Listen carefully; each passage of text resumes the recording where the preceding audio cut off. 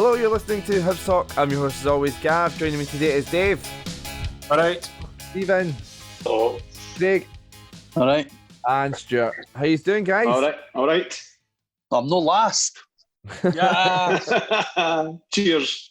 So yeah, big podcast today because all the guys on because obviously the preview before the start of the season, so we're going to have a chat about that. Obviously, I've played in a pre-season friendly yesterday, so we're going to have a chat about that result leading into the Killie game, and then I'll do a bit of a season preview after that, and finish up with some chat about fantasy football. Because that's obviously back in, with the Scottish game, which is great. So, but how are you guys getting on overall? Starting with yourself, Dave. How was your weekend? It was pretty decent, mate. Just chilled out and ate some shit food and played COD. Basically what I've done for 4 months, but I'm trying to get slimmer because I ordered a medium Hibs top because I was very optimistic at the start of lockdown. So I need to try. Now they're getting posted out. I'd done a bit of fitness this afternoon. Try and salvage the last minute. You may put up a Twitter poll. Will Dave fit into his medium Hibs top? Yes or no? No chance. Absolutely no chance. So I'm selling. There's a top for sale. A medium. The same one. It's funny you seen that, Dave. When I bought a Martin Boyle's top, and it was extra small. Was it? That's what he wore. Match worn shirt. Imagine you getting into that. You only get your arm into it. Camden. And Stephen, I can see you're sort of in your uniform. You have a busy day at work today. Aye, the weekend, I've done nothing, so it's good. Good weekend then. Aye, shite results for the football, but Class, Super John staying up. you didn't want Aston Villa to stay up though. Yeah, why not? Because there was more chance of McGinn getting that move to Newcastle. I don't think that they'll not let Grealish go with McGinn. They'll not let both of them go this season. Oh, they'll just keep them more both. money to Grealish. Aye, but Man United have just put a massive fee on Grealish. Sorry, Aston Villa, and Man United have walked away from it. So I don't know how much they put on, but it must have been like near enough 3 figures. I wouldn't pay that for him. He's good, but not that good. So. Aye. Well, that's like in the Premiership, they'll be able to sort of demand those sort of fees with that. But yeah, good to see John stay up. Like I say, it's obviously great from a Hibs point of view, or more likely of him to be sold. But even then, just good to see him still being in the Premier League. And I just love that the video where the Simply the Best come on, and you just hear his Scottish accent break through, telling him to get that shit off. Good. But Craig, how about yourself? How was your weekend? Did you enjoy the last sort of the Sunday games and things like that? I thought it was quite an anticlimax, to be honest. Yeah. I went to actually went shopping on Sunday. Went through to Livy. Got to the Adidas shop, realised Dave wasn't working, so it was pointless going in. The queue was all the way around the corner as well, so I definitely wasn't queuing up to get in. Well, same as Dave, food and COD. Got a wee dub in Verdansk this afternoon, so get in, mate. Proud of you. Got picked up in the chopper at the end of the game. It was enjoyable. No easy. What we're talking about, because I've not got a fucking clue. it's not about a helicopter now, so we'll move on. Stuart, finish up. Good weekend, Stuart. Aye, the Saturday I can't remember what I done, but to be honest, that's age. And Sunday just watched all the games, sat here in my pub and watched the games, which it was okay. As the boys were saying, I watched the Villa and wanted them. I watched the Arsenal Watford game, in fact, but they were going back and forward and showing the goals. So it was not too bad. You've got 2 tellies, watch both of them. Aye, but as I said earlier, if it was on BBC and that. So anyway. I made the mistake of watching the Man United game, Leicester game on the TV, and I had the Aston Villa game on my iPad, and because of the delay, I got the score. There was like, oh, and there's been a goal at Villa, and that came through before it happened on my iPad. I was like, oh, well, they're going to score here. So that was frustrating. Okay, I've got a new watch. I've got a nice smartwatch, which is really cool. So I'll tell you what, I'll give you a minute and a half, right? Because we've done it to death, and this is a Hibs podcast, but Craig's having some technical issues. Hopefully his audio's still there. I'm giving you a minute and a half once I get my timer here. If I can figure this out. Okay, a minute and a half to talk about the results with the relegation and things like that. Right, go. Oh, fantastic! Eh? See, the best part of it, no compensation. Yeah. They're going to get fined and all. But the statement, though, it was the statement I was waiting on, and it was shocking. You couldn't have made She was going on about winning the war instead of the battle. What's that about? absolute heat case. Like genuinely, I don't know if she's all there. We're talking about Hearts now. I've got some technical issues. They just came back in. You've got there's a minute left to talk about Hearts. I'm timing it because it's a Hibs podcast. So get on with it. They're shy. Nah, I'd rather not talk about lower league cannon fodder on a Premiership podcast.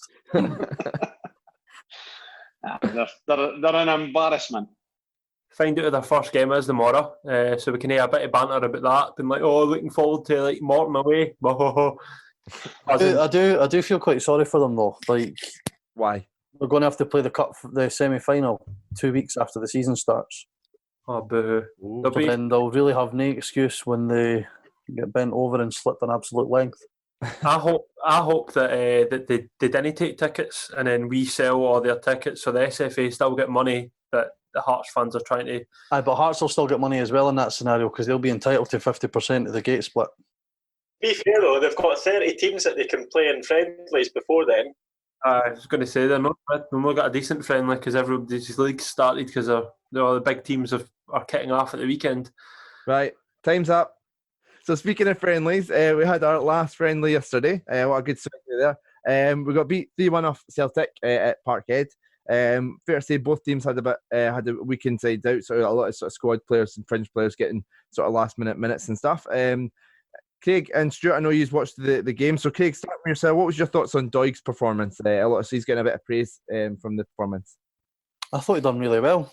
I know it was a totally different atmosphere than usual playing at Celtic Park, and they only really had Ncham as their main first team player who played.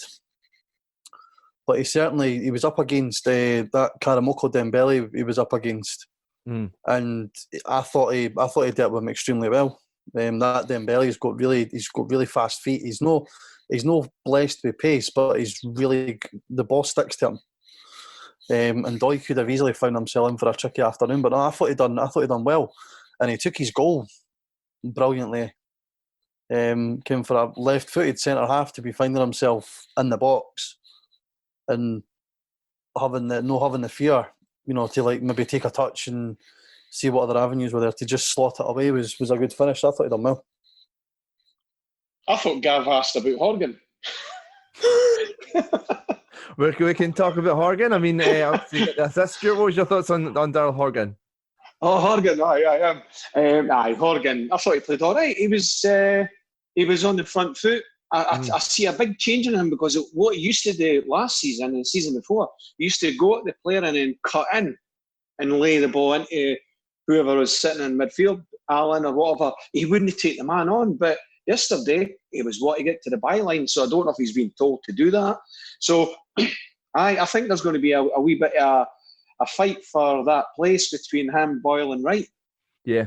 I thought Horgan actually played quite well. I thought he looked better when he was more central and sort of driving out wide and even driving at the defence for the positions. I think he's more suited to having a sort of roving role, kind of cross that maybe attacking third rather than being stuck to one particular position. Well, he was one of the standouts yesterday anyway, against the Celtic side. And Doig, of course. The others, a wee bit, it wasn't that great. But anyway. And one of the players, like I said, the first team players that was playing, our captain, David Gray, played more of in sort of when it was sort of the back five, was kind of playing more of a right centre-back role, the right centre-back of the back three. Craig, what was your kind of thoughts on him playing there? I think it's maybe now they've realised that he's just maybe not got the legs for playing fullback, or he just can't stay fit enough. Can fullback in football these days, especially when you look at what if we look at Scottish football, what particularly Tavernier and Barisic offer Rangers, in terms of an attacking outlet, up and down those full-back areas. Gray can't do that anymore. So maybe it's a sensible move to move him inside one. And it's not like we wouldn't be stuck for players out there. We would have McGinn. Obviously, we've got the choice of playing one of the wingers as a wing-back as well. So it's not an area that we're struggling for numbers in. Definitely, like I say, with the fact that, like I say, it's injuries and stuff like that, maybe that is something they're kind of experimenting with. It'd be interesting to see if we see that more. Obviously, it's a pre-season friendly for trying things out. Be interesting if we kind of see that if the 3-5-2 survives into the season, which we'll talk about in a minute. And like I say, the only sort of other notes I had here, Dabrowski had sort of a decent game.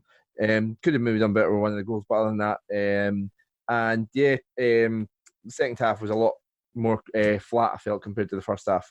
But so let's get on from the first game to the season. So we're playing Kilmarnock in our first game.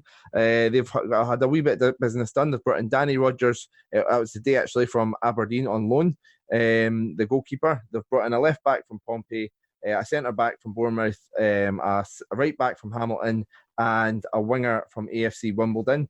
I'm not going to pretend to know anything about any of these players, but looking at the last few games of the season, they beat Hamilton and then they beat Hearts. Everybody beat Hearts, and then had a good result against Rangers, and then they lost to us and lost to Celtic. That was their kind of last 5 games before the season was ended early. But this is Alec Dyer's first full season after sort of being caretaker and then going back to assistant and now back to manager. So Dave, what's your kind of thoughts? How do you think Kilmarnock will fare under Alex Dyer this season?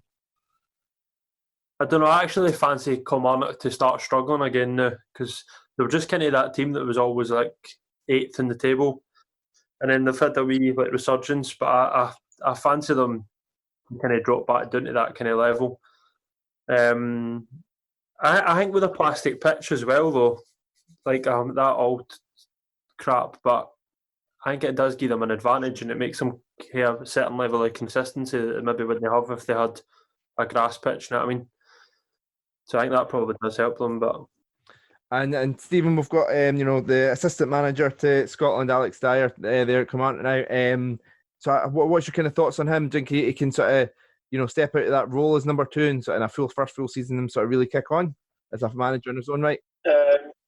I think, like Dave said, it was more the fact that, I think when he had taken over, he had that bounce that managers normally get when they first take over at a club.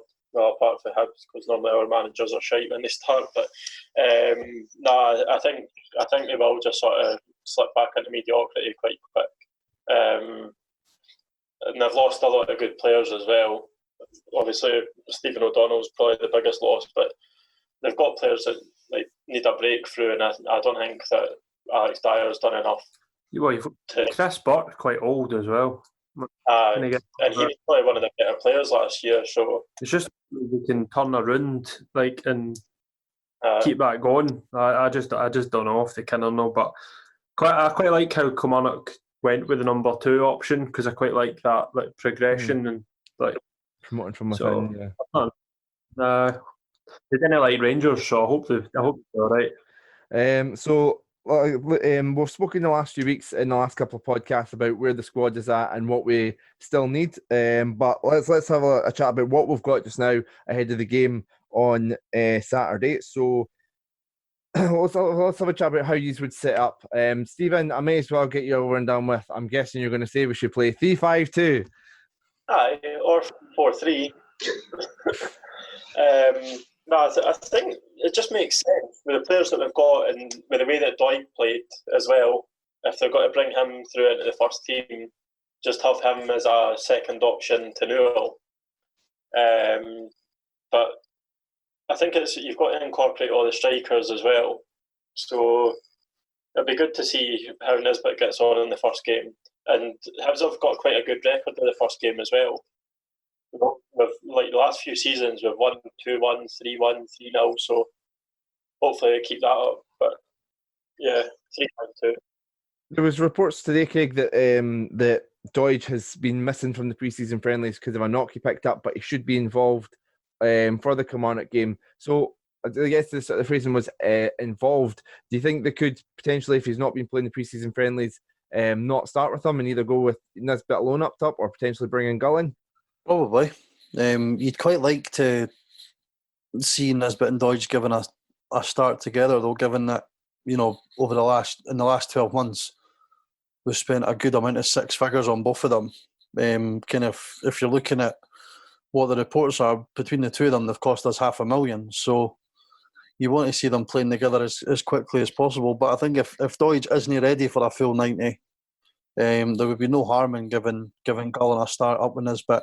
I think it's important to start as we mean to go on, and to start with two up top, regardless of the system we play behind it. To go with two front men is a real signal of intent to, be on the front foot for the start. And I think that's what we need. We need to, while there's no crowds there, we need to get off to as good a start as we possibly can. Obviously, there's a lot of unknowns, but with a new season. But how are you setting us up? I think it will be 3-5-2. I think the Nisbet will start with Gullen, and I think that Gogic will play in the middle. I don't think Dre Wright will start while Boyle's here, but we'll probably see him coming off the bench. That's how I'd envisaged it would go. Do we get 5 subs? Yeah. Yep. Aye. So that's quite interesting then. But for the whole season, or just for? It's whole season, as far as I'm aware. That it was just England. And if we're only naming 7 subs as well, you're looking at there's only going to be one player, bar the sub-keeper, that's not going to get a game every week. Yeah. I don't know if they've extended it to allow us to name 9 subs, but I don't know if we'd be even in a position to do that. I haven't seen us doing that. Aye.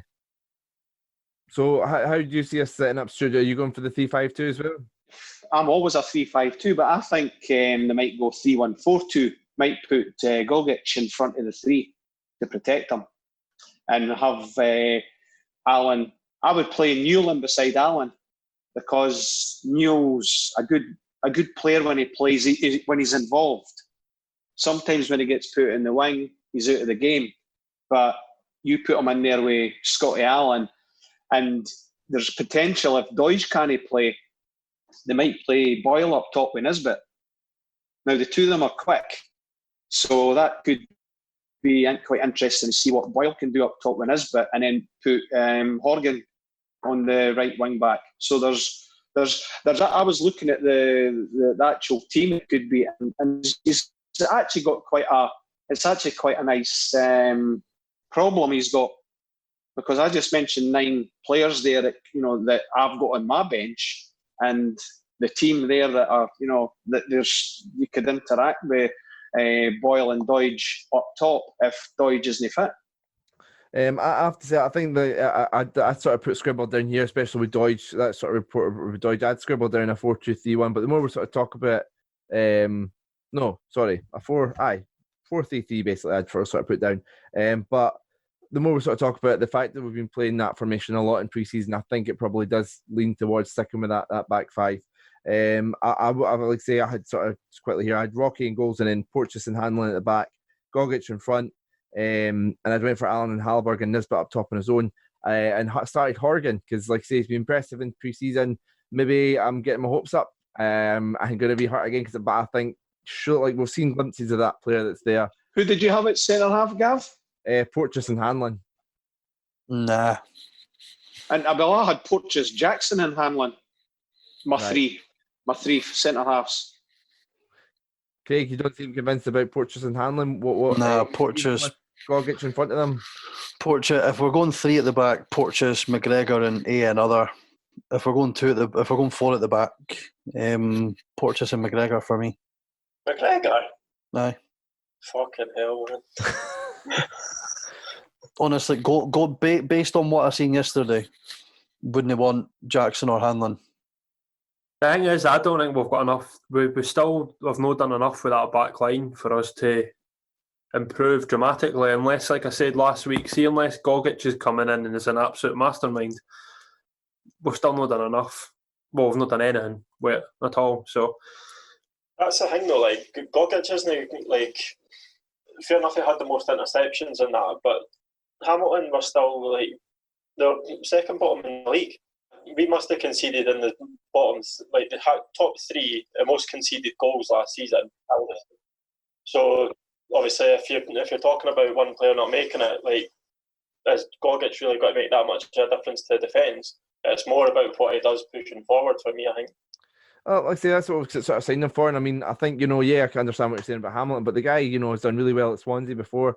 Sort of done well in their sort of under 23 team and things. And I think, he's moved, he's been to Hamilton, but I don't think we should be looking at like, we're getting a Hamilton player. I think there's genuinely a lot more to be excited about there.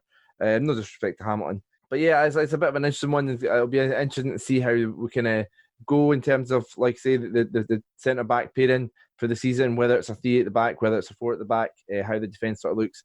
I mean, so just putting out there, like I said, I know you sort of said about, I know there's a lot of people, a couple of you have kind of said in previous podcasts, you don't sort of feel that Hanlon's sort of the answer and stuff. So if we were to start the season with, say, McGinn at right back, Porteous and McGregor, and then Doig at left back, that's, a younger sort of, everyone's under sort of 26, 27. I think Jackson's only about 26. So a younger defence, would you feel more confident with that?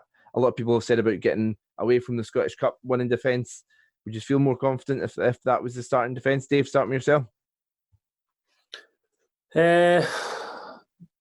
No, it still doesn't fill me with absolute confidence. I've not seen Doig enough. Fair enough, he's looked promising. Paul McGinn's looked kind of average. If it's not a defence, it'll push for a third. Even at that, therefore, I can't see it. I think no matter what combination of defence we put out, if we're going to be pushing for the higher end of the league, we're going to have to be shit hot attacking, because we're going to have to score a lot more than what we concede. Yeah, 100%. Stuart, do you see us dipping our toes into the transfer window to sign any more defenders before the transfer window closes? It depends if Camberry goes. And you can see just with that statement that the gaffers turned around and said after the Celtic game, he turned around and said that he wants Camberry away now. So according to his Instagram story, he's already in Switzerland, so it looks like he's probably going to get a move over to there. Aye, the question, what you're saying, sorry mate, is yes, there could be movement, but we have to sell Camberry, get him off the wage bill and get some money for him, because if not, we're not going to be afford. We can't afford to bring any more players, because we've got 20 players there that I mentioned that could all potentially be playing. Yeah, it's just a matter of time. Like I say, I think that's the thing. And it might be a case to hit for example, I know there was sort of said about Tom James as well. Potentially his game time's going to be limited, and sort of said to him, he's got an opportunity to try and prove his way into the team, but said to him if he wants to go, he can.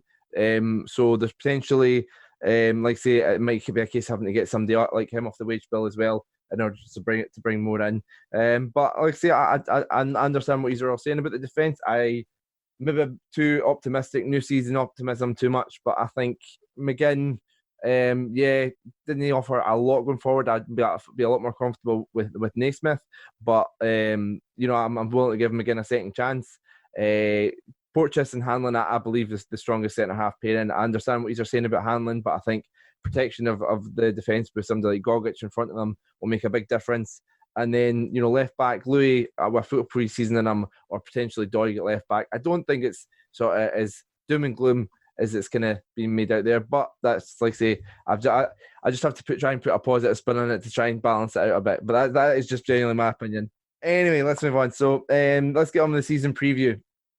So we put out on Twitter and Facebook asking you guys a few questions. So we're going to run through, get the guys here's opinions on this, and then have a look, see what you guys were saying as well. So first question then, just off the bat, I know we spoke last week, about potentially finishing third. Dave, starting with yourself, where are Hibs going to finish this season? For me, fifth.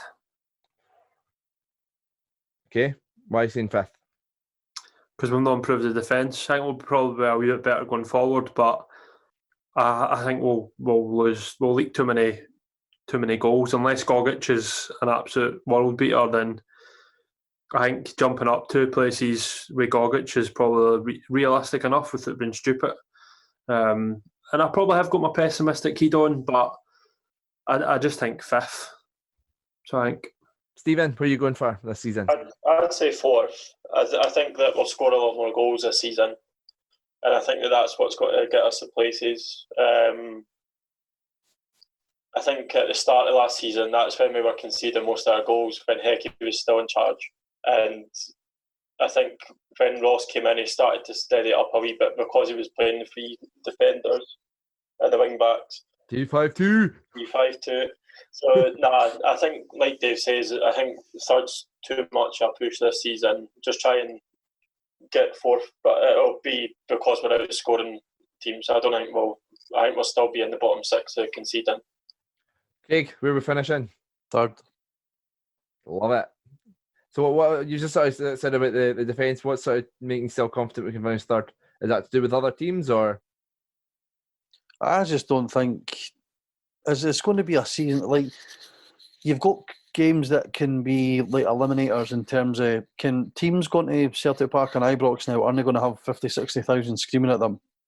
I think there's going to be a lot more teams taking points off each other that are in and around each other. There's not going to be crowds, there's not going to be teams coming to Easter Road and that hold down. I know it's not a thing anymore, but there's still that thinking in the back of your mind going down the slope at Easter Road. So no, I just think why not go for third? We've now got the firepower up front to take us there. So do we though? Because I still think that wee Boyle will be off. I think wee Boyle will be away. Potentially. It's Gav. no, it'd be horrible, but we've survived losing better than Boyle. But listen, who got our goals apart from Doidge? But that's the thing. Boyle scores some good goals. Mm-hmm. But I mean, you mentioned sort of firepower and stuff. I mean, Doidge scored 18 goals last season when he went through that horrendous start to the season. Didn't score for ages, and then the season finished in March. So imagine if he'd been on a full season in that form. And then you've got Nisbet, who scored goals for fun in the Championship. So if he can transfer that to the Premier League, then surely that's... And then I you mentioned earlier about Horgan, Stewart, potentially is that? Aye. But the only thing is you've got two centre-forwards, Gav, and that you're relying on, and all it needs is one injury, right? And then you're left with... Let's argument's sake, Doidge and Nisbet really get on and play well together, and they've got a good partnership. As I say, if somebody gets injured, then you're then you're relying on a young boy coming in with Gullen. I just when we get Rudy Cumberry, which we know is going to happen, we'll have to go and get another forward. We'll have to get another forward coming in because we're light up there. We've got a young laddie, Doidge, Nisbet, and you can sort of put Boyle in there as well. Just my opinion, I'd like to see Gullen given that opportunity. But I do understand what you're saying, Stuart. Like, say, one injury, and yeah, it can throw it all off. Sorry, Stuart, just quickly, you never gave a position where we're finishing? I think fourth at best. Fourth at best. Aye. Yeah. I'll go with Craig's optimism and I'll say third. So... just on that though, see the whole time I've been alive, so 30 years, right? Hibs have finished third 3 times. In the last 20 years, we've finished third twice.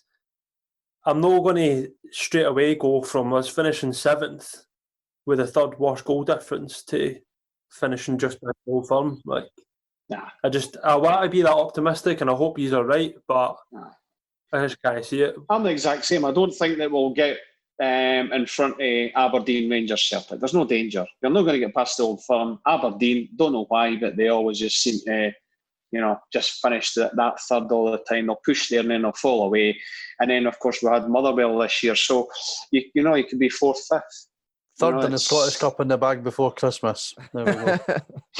Anyway, we talked about where Hibs will finish enough last week, so we'll kind of move on from that now. So, I'll just get away from Hibs for a minute. Dave, start with yourself. Who's winning the league? The Hoops, 10 in a row. Boys, 100%, 10 in a row. The people.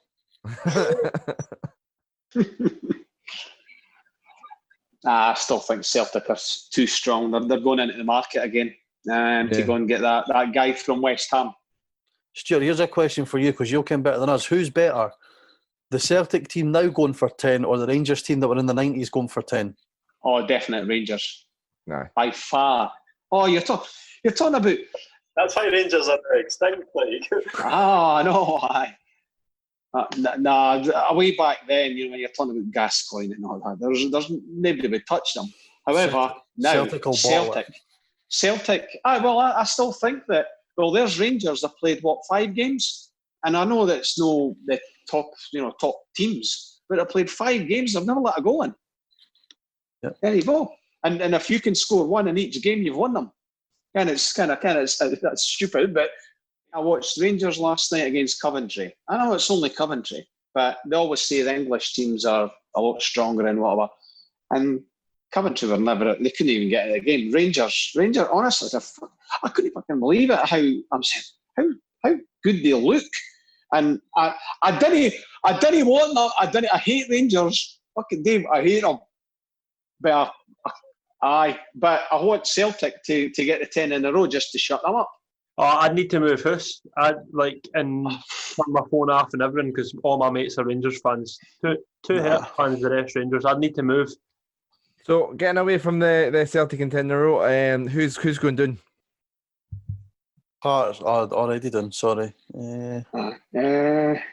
Hamilton. Surely this has got to be their time. Never. Sure. Who else is there? Maybe a wee shock in there somewhere, like Ross County. County. Maybe Motherwell. Motherwell going from 3rd to relegated. Stephen Robinson's maybe hit his peak with them. Nah, because they've still got their midfield and they've still got Campbell. They've got Hasty back, Turnbull. Nah, no chance. Aye, Tony Watt up top scoring goals. No chance. No. I think the team. I think it'll be Ross County will go down.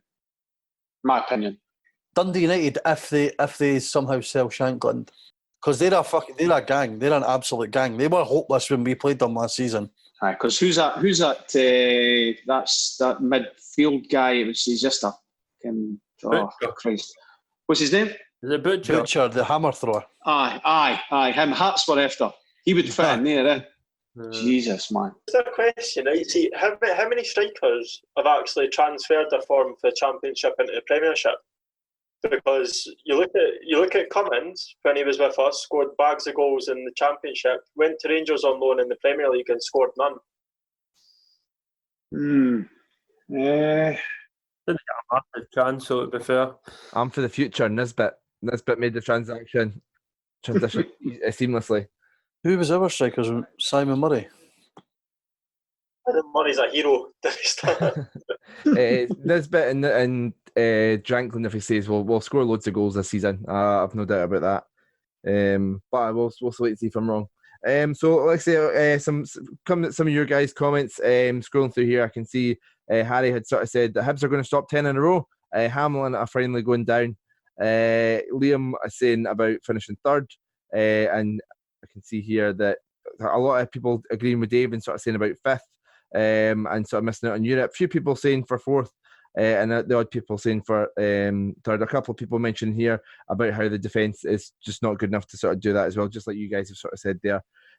So getting back to Hibs then, sort of a few questions here about the team and stuff. So I guess it's quite general, open it up. Who's going to be our most important player this season? Melker Hallberg. Ooh, an interesting one from left field. So what's your reason? No, he's midfield, mate. Centre midfield. Hey, what's your thinking for that? Well, I just like the look of him. I think he's going to have last year was a year for him to get settled, and I think he's a bit like Slivka, but I think he can be better and have a more set position in the team.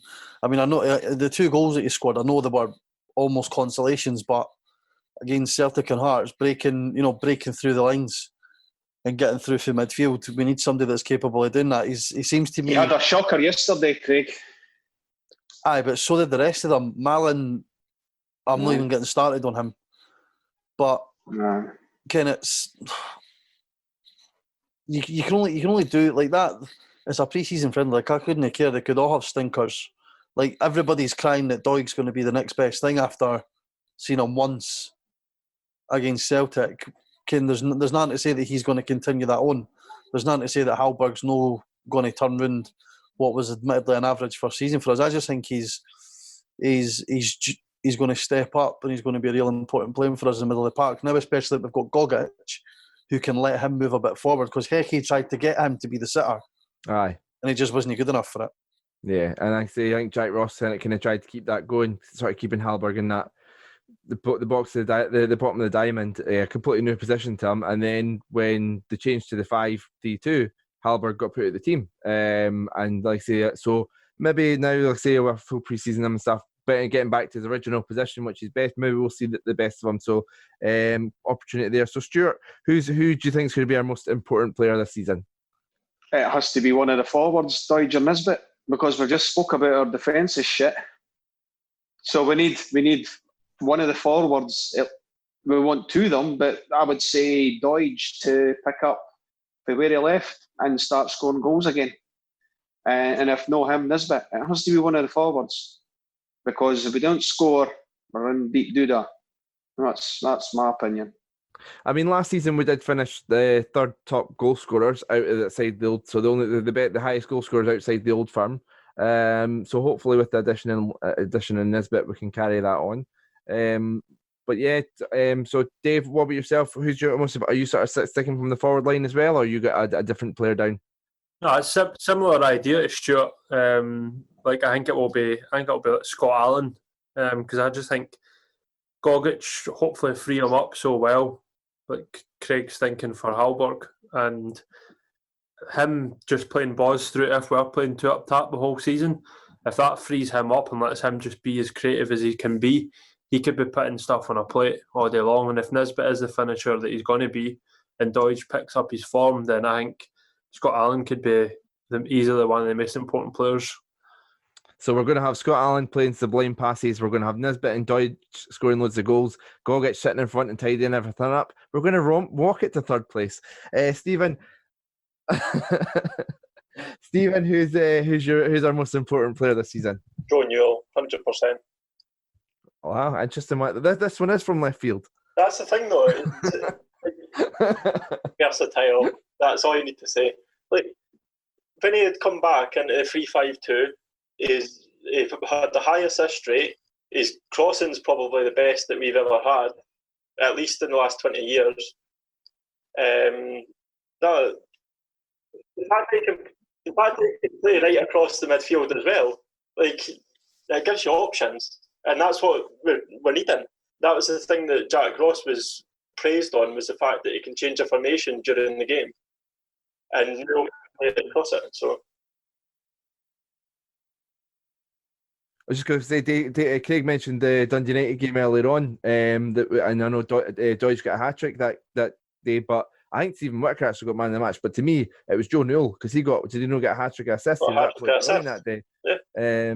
The Kilmarnock game as well, Kilmarnock away, when we beat them 2-1. He was one that was on fire then.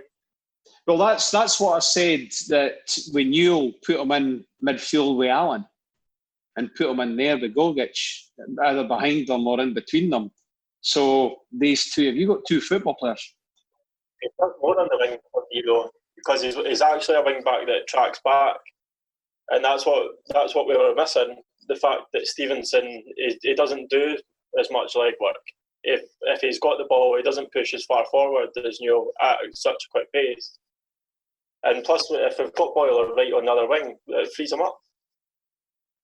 So yeah, I guess one of the names on the list here that sort of wasn't mentioned much, I guess, is a big part of whether he stays or not. That is Martin Boyle. I think we've started to see glimpses of his best sort of form once he came back from that injury, and then obviously the Hearts game, and sort of that sort of, there was a spell of about 6-7 games where he was scoring goals, he was getting assists, he was creating chances. So maybe a sort of full season in that sort of form. Martin Boyle is probably another contender. So one final name that's on my list that's not been mentioned yet is somebody that in their first season we said was nailed on to get Player of the Year until they got injured halfway through the season, and then last season got injured halfway through the season again. So if they stay fit for the full season, a year older, a year wiser, could Ryan Porteous be one of the most important players in the Hibs team and helping this defence improve? It could be if he knows, obviously, what he did. But I think he needs somebody solid next to him. That's how I can kind of see Craig's logic for McGregor beside him. So possibly, I hope so. But he's just got the number 5, hasn't he? So. And the problem with McGregor, though, is the fact that we're talking about him being older and wiser and that, and the fact that he was making all the rash challenges was because he was having to cover for Hanlon and cover for the wing back. And if he's got McGregor next to him, McGregor's slow as fuck, so there's absolutely no way that McGregor will be chasing balls. It'll be left to Porteous again. That's where Gogic comes in though, to stop the defenders being so rash. If Porteous can start the season on fire and do well, he'll play for Scotland at the Euros next summer, 100%. To be fair, Stevenson's got a cap. So. Screenshot it, retweet it. He will. Dave, what are you going to say there? That's what I'm optimistic about. With like you talk about defence hub and doom and gloom, you've got to remember you have got Porteous. Like that's like kind of our shining light at the back. You didn't hate him, then it pretty much would be being a full clear out. But hopefully, it has maybe calmed down. You didn't want him to completely lose his bite though, because that's what gives him that something a bit different. But just his challenge against Rangers, I know it was for the fans. It was in front of the fans. Pointless, and then his challenge Kilmarnock away in the wing again, pointless. There's only 2 red cards in his career though, so I mean he's what, 21 now. I mean it's bad at 21, but it's no the worst record I've ever heard of. Considering the amount of games he's played, he's a young laddie that's going to make mistakes. It's not the worst record I've heard. I think it gets blown out of proportion by the media. No, he is rash though. But you need a bit of rashness as a centre half. Yeah. I just said you didn't want him to lose it, but you also need to wind it in a wee bit. 100%. Can we have a poll about Porteous? How many balls he'll bust this season? I'll go for 3. Mine whenever he wants, right? Craig, this is the right channel, mate. Sure. What do you think then, Jake? Porteous a year older. Like say there's a bit of time off, like say with the lockdown and also with that injury towards the end of the season. Do you think he could come back and sort of really be the main man, like step up and start to be that real leader in the defence? I think Jack Ross will play him right 3. I think he'll play him right centre half. That's where he'll be playing. I mean, then of course if they go 4, he'll just fit back into 2 centre halves. But I think he's going to be the main man. You can see that when they've they've handed him the number 5 jersey.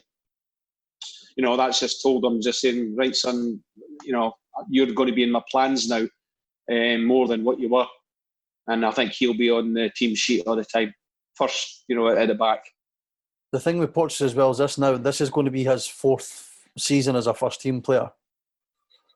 And he's still, as much as I like him, he's still not cemented his place as a first choice centre half.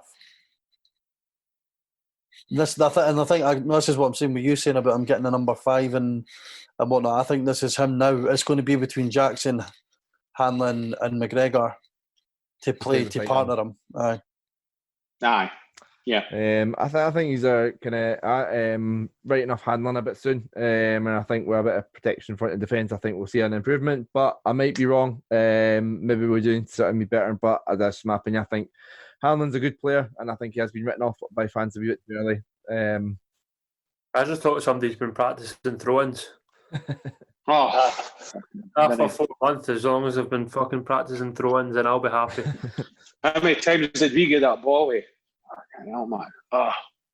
The throw-ins. How long they take to throw the bastard thing back in. Shocking.